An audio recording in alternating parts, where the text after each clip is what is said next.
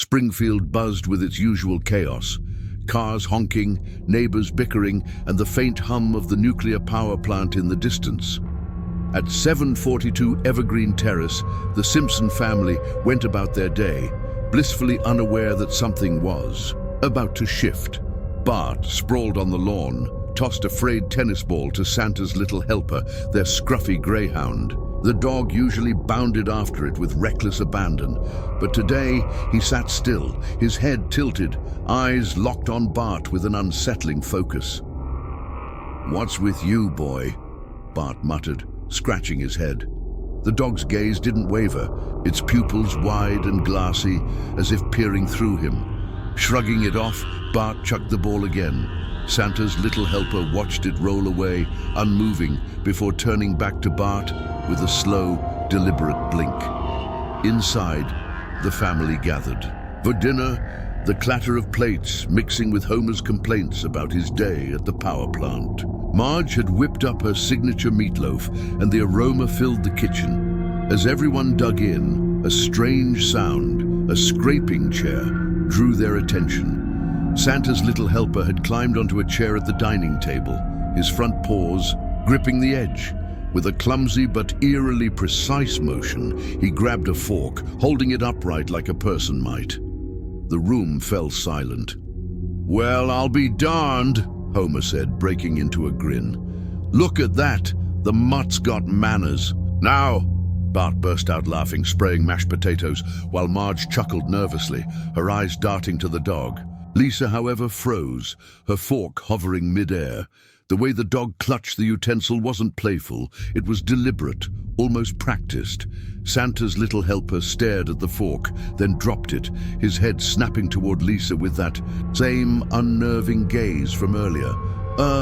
Maybe he's just mimicking us," Marge offered, her voice wavering as she nudged the dog off the chair. Santa's little helper complied, but his movements were slow, calculated, not the eager scamper of a pet. Bart, still giggling, tossed a piece of meatloaf to the floor. The dog ignored it, instead padding to the corner of the room, where he sat facing the wall. "Weird," Bart muttered, but his grin faded when he noticed the dog's tail wasn't wagging. Lisa scribbled a note in her mental checklist. Santa's little helper acting strange, too attentive, not eating scraps. The next morning, Homer lounged on the couch, nursing a Duff beer and skimming the Springfield shopper. He barely noticed Santa's little helper slink into the room until the dog leaped onto the couch beside him. Before Homer could shoo him away, the greyhound snatched the newspaper, holding it open with both front paws. The pages crinkled as the dog's eyes scanned back and forth, mimicking a human reading. "Hey, that's my funnies!" Homer snapped, yanking the paper back. Santa's little helper didn't react, just stared at Homer, his head tilted at an odd angle. "Stupid dog," Homer grumbled, but a chill ran down his spine. Bart, passing by, caught the scene and smirked. "Whoa, Dad, you teaching him to read now?" he teased. Yet, as Bart looked closer, he saw the dog's eyes weren't just focused. They seemed to understand. "Okay, that's kinda creepy," Bart admitted under his breath. Later that day, Marge was in the kitchen, humming as she sorted groceries. She opened the fridge to store a carton of milk when she heard a soft thud behind her. Turning, she gasped. Santa's little helper stood. On his hind legs, one paw stretched toward the fridge handle, his claws scraping the metal. His body wobbled, unaccustomed to the posture, but his determination was unmistakable. "Oh, sweetie, what are you doing?" Marge said, her voice tight. She gently pushed him down, but the dog resisted, his paw lingering on the handle before he finally relented. Marge's hands trembled as she shut the fridge. "Just hungry, right?" she whispered, tossing him a treat. Santa's little helper ignored it, his eyes locked on her face, unblinking. Marge backed away, her heart pounding. She couldn't shake the feeling that the dog wasn't looking at her, but into her.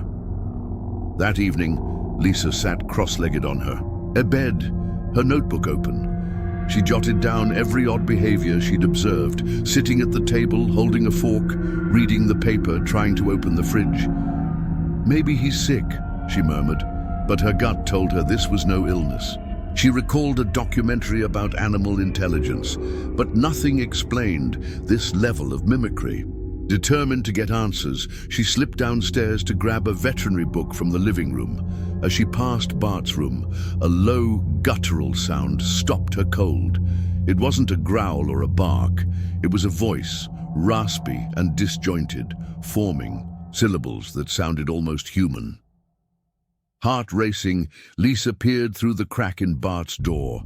Santa's little helper stood on his hind legs, his silhouette stark against the moonlight streaming through the window. He faced Bart, who slept soundly, oblivious. The dog's head twitched and Lisa strained to hear the words, "Watch, you, always." The voice was wrong, a warped imitation of speech, like a creature testing vocal cords for the first time. Lisa stifled a gasp and bolted to her room. Slamming the door, she grabbed her notebook, scribbling furiously, heard Santa's little helper speak. Not normal, not a dog's voice. She considered waking Bart, but hesitated. He'd probably laugh it off or call her paranoid. Instead, she crept back to his room, peering inside. Santa's little helper was curled up on the floor, sleeping or pretending to. His chest rose and fell, but one eye cracked open, glinting in the dark, fixed on her. Lisa's blood ran cold. She backed away, vowing to watch the dog closely. Whatever was happening to Santa's little helper, the Simpson household was quieter than usual, the air thick with unease. After the unsettling events of the past few days, even Bart's usual pranks felt subdued.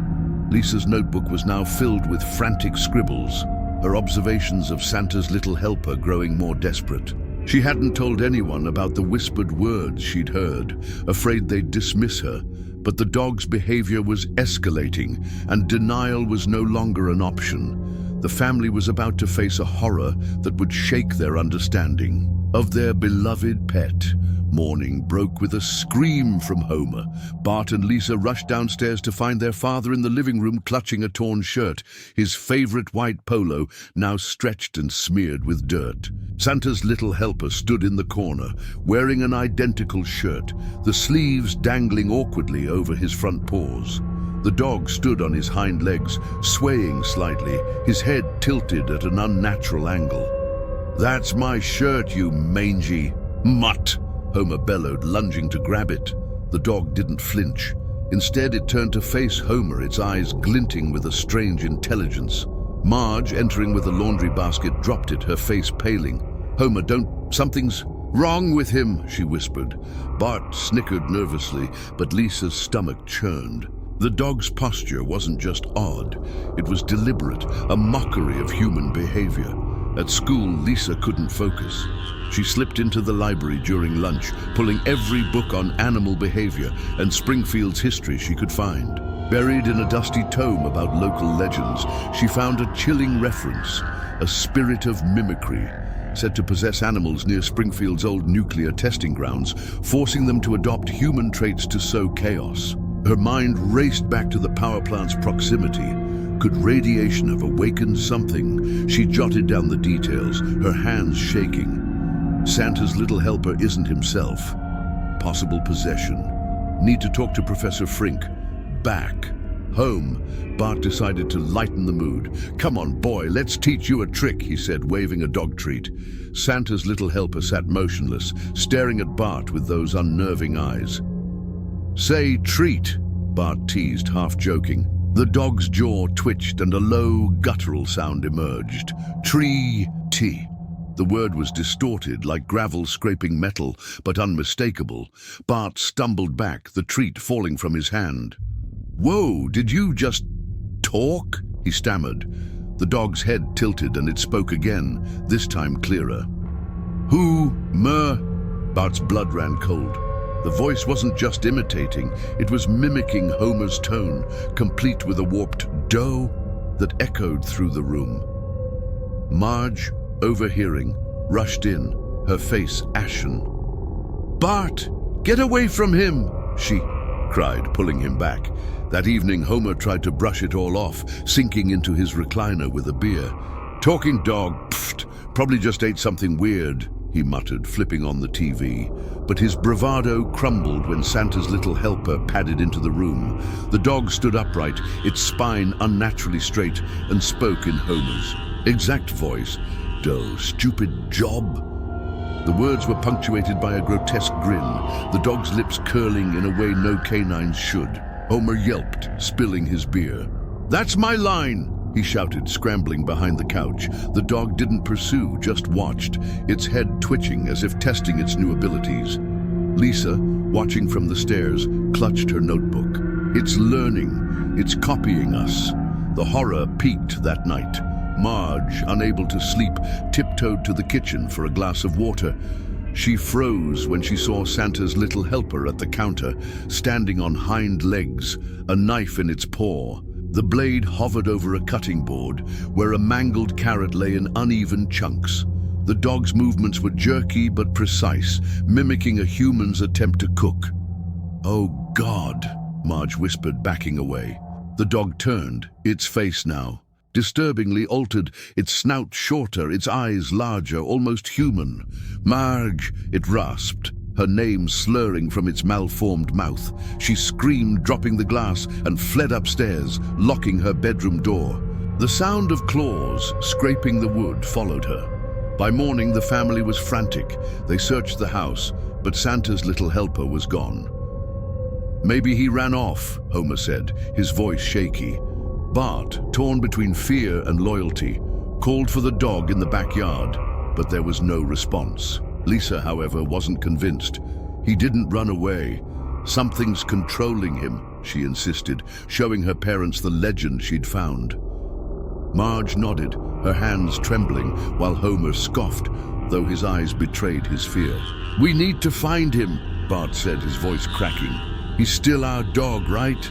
As night fell, the house grew silent, save for a faint scratching from the basement. Bart grabbed a flashlight, Lisa her notebook, and Marge a broom, while Homer reluctantly followed, muttering about stupid ghosts. They descended the creaky stairs, the air growing colder with each step. The flashlight beam caught a shape. In the corner, a creature that was once Santa's little helper. Its paws were elongated, fingers forming where claws once were. Its face was a grotesque blend of dog and human, with a too wide mouth and eyes that glowed faintly. "Fam, illy," it growled, its voice a warped chorus of their own. The broom slipped from Marge's hands as Lisa clutched Bart's arm. The creature took a step forward, its body trembling as if struggling to hold its new form. The Simpsons stood frozen, staring into the eyes of something that was no longer their pet, but wasn't entirely gone either. The basement's chill clung to the Simpsons as they stared at the creature that had once been Santa's little helper. Its grotesque form, elongated limbs, a face caught between canine and human, loomed in the flashlight's beam, its glowing eyes fixed on them. The voice, a warped blend of their own, echoed again. "Fam, illy, mine." Bart's heart pounded, torn between fear and a desperate hope that his dog was still in there. Lisa clutched her notebook, her mind racing through the legend she'd uncovered. Marge's broom lay forgotten on the floor, and Homer for once was speechless, his usual bravado drowned in dread. Whatever this thing was, it wasn't just mimicking them anymore. It was becoming them. Lisa broke the silence, her voice trembling but firm. "We need Professor Frink. He'll know what to do." The family retreated upstairs, the creature's heavy breathing fading behind them. At dawn, they piled into the pink station wagon and sped to Frink's lab, the memory of the basement haunting them.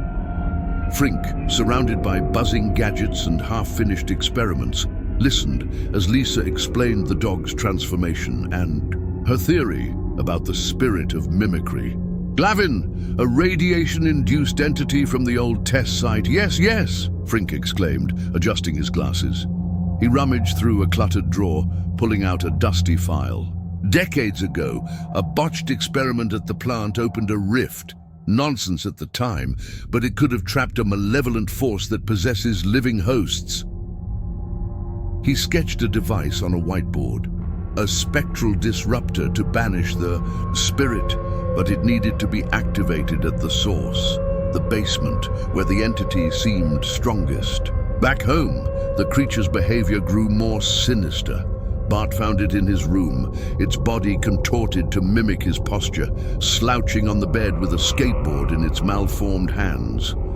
"Bart, cool," it rasped, its voice an eerie echo of his own slang. Bart stumbled back, horrified, as the creature's face shifted, sprouting spiky hair like his. Downstairs, Marge screamed when the thing appeared in the kitchen, its body twisting to match her silhouette, complete with a blue beehive of matted fur. "Marge, love," it croaked, reaching for her with claw-tipped fingers. Homer, trying to intervene, faced a version of himself, paunchy, bald, and snarling his own catchphrases in a guttural tone. The family fled to the living room, barricading the door, but the creature's footsteps circled the house, its voices blending into a chilling chorus. Homer, Marge, Bart, Lisa. Lisa, clutching Frink's blueprints, rallied the family. "We have to lure it to the basement and use the disruptor." Bart, still shaken, volunteered to help, his loyalty to Santa's little helper outweighing his fear. They scavenged parts from Frink's lab, wires, a car battery, and a glowing crystal Frink swore was mostly safe. Working through the night, they assembled the device, a clunky contraption that hummed ominously. But the creature was relentless. It smashed through the barricade, its body now a writhing mass of flesh and fur, faces of the Simpsons flickering across its surface. Bart, clutching a tape recorder, played a loop of his voice calling, "Here, boy." The creature froze, its head twitching, then lurched toward the basement stairs, drawn by the sound. In the basement, the air was thick with a sickly sweet stench. The family set the trap, the disruptor wired to a pressure plate. Bart stood at the far end, his voice trembling as he called to the creature, rekindling memories of playing fetch and sneaking table scraps. "You're still in there, right, boy?" he whispered. The creature paused, its glowing eyes softening. For a moment, but then it lunged, its body splitting into a nightmarish tangle of limbs and snarling mouths. Bart dove aside, and the creature hit the pressure plate. Lisa slammed the disruptor's switch, and a blinding light erupted, the air crackling with energy. The creature screamed, a cacophony of the family's voices, its body convulsing as black smoke poured from its core. The mass collapsed, shrinking into the familiar shape of Santa's little helper, who whimpered and fell still. The family rushed to the dog, relief washing over them as his eyes fluttered open, normal once more. They carried him upstairs, vowing never to speak of the ordeal. Days later, life seemed to return to normal. Homer bickered with Marge over donuts. Lisa practiced her saxophone, and Bart skateboarded through Springfield streets. Santa's little helper chased his tail, his goofy energy back in full force. But late one night, as Bart lay in bed, a faint sound broke the silence, a low, raspy whisper from the corner of the room. "Thank you, Bart." He sat up, heart racing, and saw the dog curled in his bed, eyes glinting in the moonlight. They weren't glowing, not exactly, but they held a depth that hadn't been there before. Bart pulled the covers tighter, telling himself it was just his imagination. Yet, as he drifted to sleep, the whisper lingered in his mind, and the dog's gaze never left him.